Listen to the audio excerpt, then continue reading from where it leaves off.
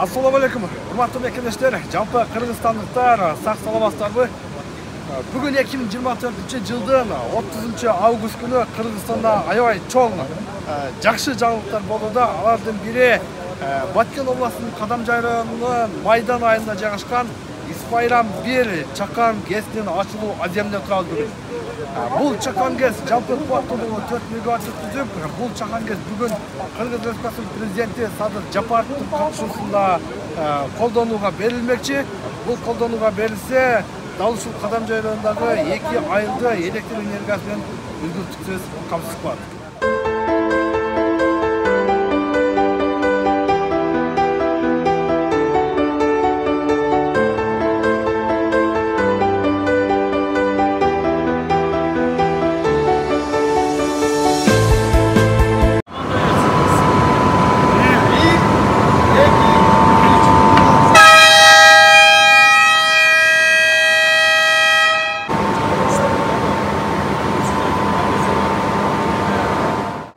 Биринчиден ошол Кыргыз Республикасынын президентинин 100 жылдыкка байланыштуу 100 ишкана ачылат деген жарлыгын аткаруу максатында бүгүнкү күндө Баткен облусунда эгемендүүлүк күнү карата Кара Кыргыз автономиялык облустук 100 жылдыгына карата биз азыр 7 объект ачып атабыз. Жалпы суммасы 763 миллион сом түздү.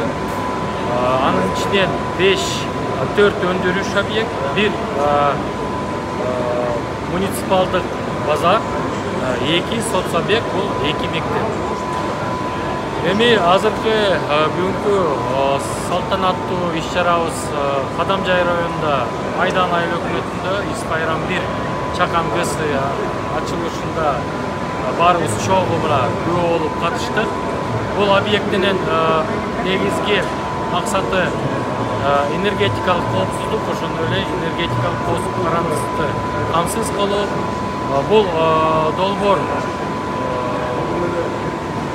инвестициянын көлөмү 250 миллион сомдон ашык суммасы салынды. Бияка Кытай инвестор тараптарынан 22-жылы бул курулуш иштери башталып, бүгүнкү күнү мына 26 августта курулуш иштери бүтүп, азыр 2 агрегаттын пайдаланууга берилүүнө баарыбыз күбө болдук.